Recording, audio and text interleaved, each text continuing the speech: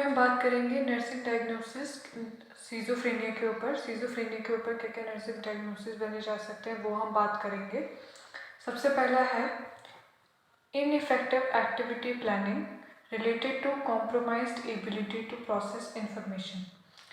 Ineffective activity, patient को नहीं मालूम है, पेशेंट का थिंकिंग ऑल्टर है, इसके वजह से इनइफेक्टिव एक्टिविटी, वो अपने काम नहीं कर पा रहा है, इसलिए हमने लिखा है इनइफेक्टिव एक्टिविटी प्लानिंग, या फिर लिख सकते हैं altered activity planning related to compromised ability to process information, क्योंकि उनका जो थिंकिंग है वो क्या है, ऑल्टर है। नेक्स्ट नर्सिंग डायग्नोसिस है anxiety related to unconscious conflict with reality.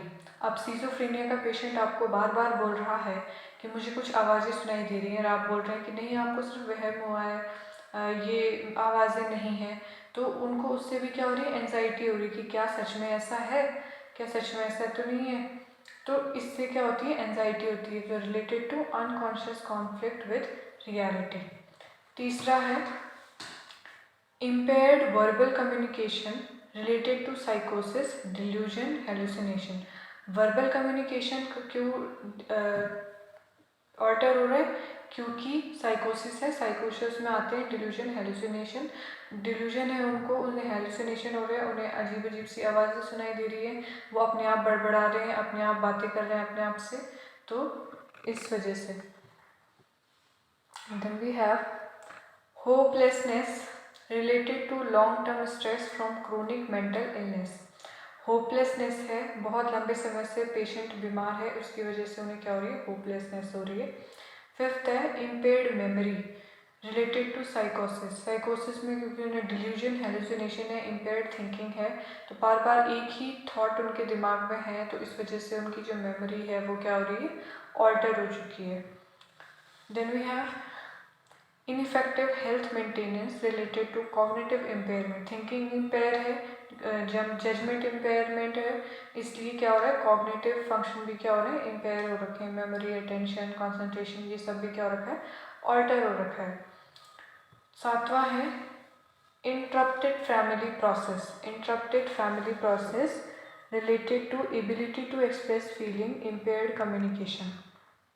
Interrupted family process, family process में फैमिली में जो वो काम कर पाते थे, ऑल्टर्ड थिंकिंग की वजह से वो काम वो नहीं कर पा रहे हैं। Related to inability to express feeling, वो अपनी फीलिंग्स को एक्सप्रेस नहीं कर पा रहे हैं, अगर वो एक्सप्रेस करते हैं तो उनको क्या बोल दिया जा रहा है कि आपको वहम हो रहा है, आपके साथ ऐसा नहीं है। Altered thought process related to साइकोसिस, ये सबसे इम्पॉर्टेंट नर्सिंग डायग्नोसिस से सबसे पहले यही आना चाहिए था, altered thought process related to साइकोसिस। इसके बाद दूसरा नर्सिंग डायग्नोसिस है रिस्क फॉर सेल्फ डायरेक्टेड और अदर डायरेक्टेड वायलेंस। वायलेंस, क्योंकि सीजोफ्रेनिया का क्लाइंट है, सीजोफ्रेनिया के क्लाइंट को वायलेंस उनमें होता रहता है, क्योंकि उनकी थिंकिंग इम्पेयरमेंट है, तो वो अपने आप को भी और दूसरों को भी हार्म पहुंचा सकते हैं, तो उसका रिस्क है, तो ये डायग्नोसिस रिस्क के लिए है। इसके थे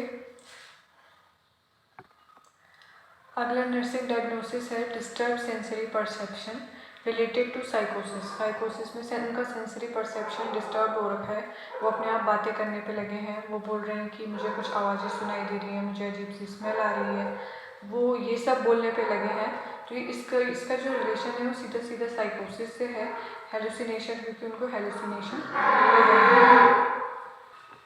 थैंक यू।